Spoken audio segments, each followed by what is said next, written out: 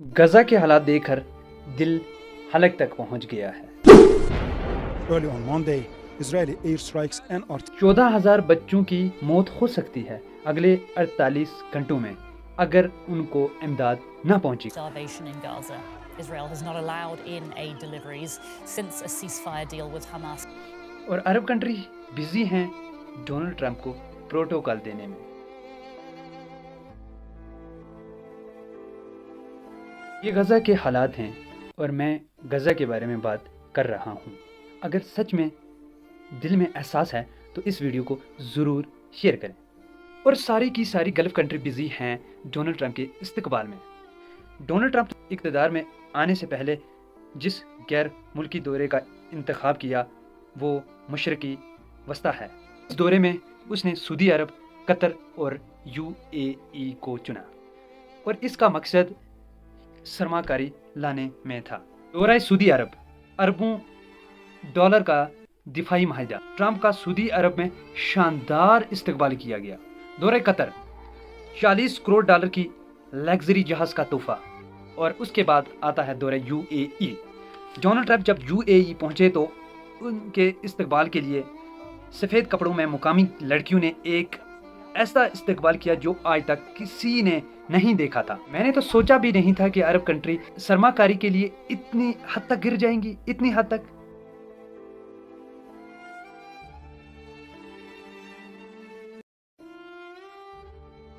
आज गजा की जंग को 580 दिन हो गए हैं, जिसमें 53,000 से ज़ायद लोगों को सफ़ाई हस्ती से मिटा दिया गया है और 1,20,000 लोग मौत की कश्मकश में हॉस्पिटल में पड़े हैं।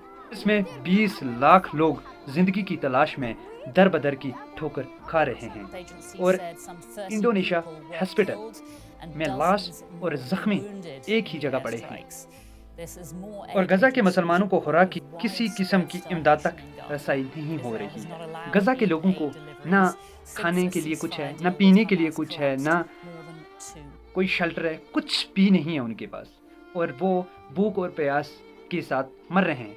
जंग तो जंग ही थी, जंग तो एक तरफ से जंग ही थी, मगर भूख और प्यास के साथ वो मर रहे हैं। कौन? सब के सब अपनी ऐशों में और अपनी सरमाकारी के लिए बिजी हैं। कौन है उनके साथ? कोई तो नहीं है। मासूम बच्चों की जान जा रही है, कोई तो उन लोगों के साथ नहीं खड़ा है। सारी की सारी गल्फ कंट्री इस टाइम अपनी फलाह व बहबूदी के लिए काम कर रही हैं। कौन है उनके साथ?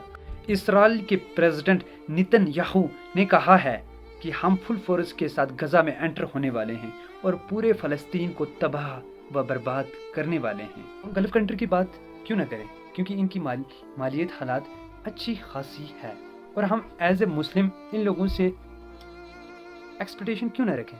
हमें तो सबसे ज़्यादा एक्सपेक्टेशन इन लोगों से है क्योंकि रब्बुल आलमीन ने इनको हर चीज़ से नवाजा है। आप लोग ये वीडियो देखिए तो आपको खुद एहसास हो जाएगा कि आखिरकार किस मुंह के कौन सा मुंह लेकर हम रब्बुल आलमीन के आगे जाएंगे, कौन सा मुंह लेकर हुजूर पाक सल्लल्लाहु अलैहि वसल्लम के सामने हम जाएंगे, क्या जवाब देंगे हम उन बच्चों को। गजा के एक सहाफ़ी अनस ने कहा है कि ए बे हसीन मुसलमानों,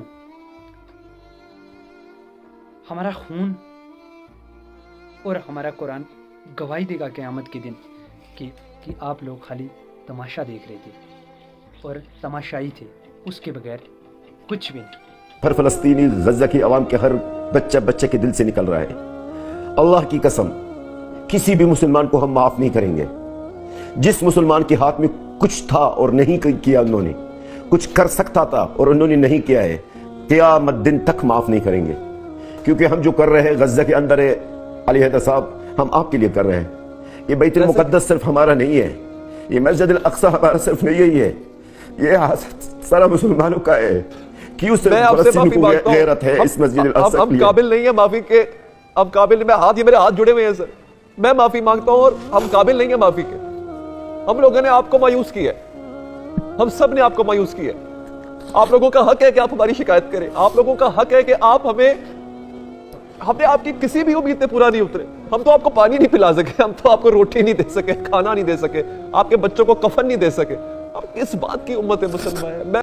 हम कभी माफ़ नहीं करेंगे उन मुसलमानों को जिनके हाथ में कुछ था और वो कर नहीं पाए। अगर आप लोग कुछ भी नहीं कर सकते, कम से कम इस वीडियो को शेयर तो कर सकते हो।